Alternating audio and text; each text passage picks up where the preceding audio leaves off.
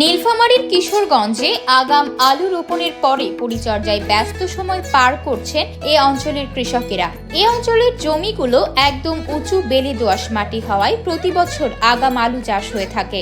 আলু রোপণের 55 থেকে 60 দিনের মধ্যে তা উত্তোলন করে বাজারজাত করা হয়। তবে এবার আলুর বীজ ও কীটনাশকের দাম বেশি হওয়ায় ন্যায্য মূল্য পাওয়া নিয়ে দুশ্চিন্তায় কৃষকেরা।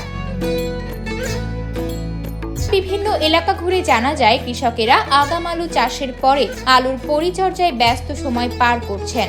মাঠের পর মাঠ জুড়ে এখন আলু গাছের সবুজ পাতার রঙে মুখরিত। কৃষানীরা ব্যস্ত এখন ক্ষেত পরিচর্যায়। এর মধ্যে কেউ কেউ আগাছা পরিষ্কার, সার প্রয়োগ, সেচ, ছত্রাক, রোগবালাইয়ের হাত থেকে ফসল বাঁচাতে কীটনাশক স্প্রে সহ বিভিন্ন পরিচর্যার কাজে ব্যস্ত সময় পার করেছেন। কৃষি অফিস বলছেন, এবছর ৬৭০০ হেক্টর জমিতে আলু চাষের লক্ষ্যমাত্রা নির্ধারণ করা হয়েছে।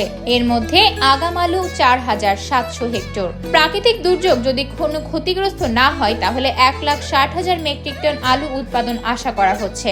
আমি গতবার ৫ বিঘা জমিতে আলু লাগাইছিলাম। গতবার মোটামুটি ভালোই লাভটা হয়েছিল। এবারও ৫ বিঘা জমিতে লাগাছি, কিন্তু বিছানোর দাম বেশি, ৮০ টাকা করে কেজি। আবার ইউরিয়া সারের দাম বেশি, তারপর লাগাইতেছি। মানুষের দাম বেশি, এখন দাম না পেলে তো আবার কঠিন সমস্যা হয়ে যাবে। ৫ ধরনের মাটির জমিতে আলু লাগাইছিলাম। ৫ বিঘা জমি, ৩০ শতকের জন, তারা 5 বিঘা লাগাইছিলাম। গতবার মনে করেন যে একটু লাভবান হচ্ছি, ৬০-৬৫ টাকা দর বিক্রি করছি।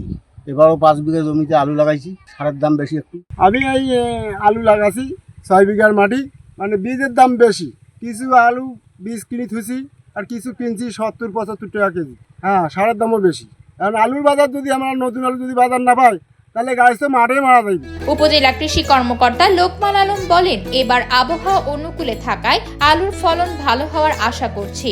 তবে এই উপজেলায় প্রতি বছর কৃষকেরা আগাম আলুর ভালো দাম পেয়ে থাকে। অনেকে আগাম আলু রোপণ করেছে, যারা আগাম আলু রোপণ করেনি তারা এখন আলুর বীজ দাম বেশি হওয়ায় এবং কীটনাশকের দাম বেশি হয় কৃষকের খরচ একটু বেশি হচ্ছে।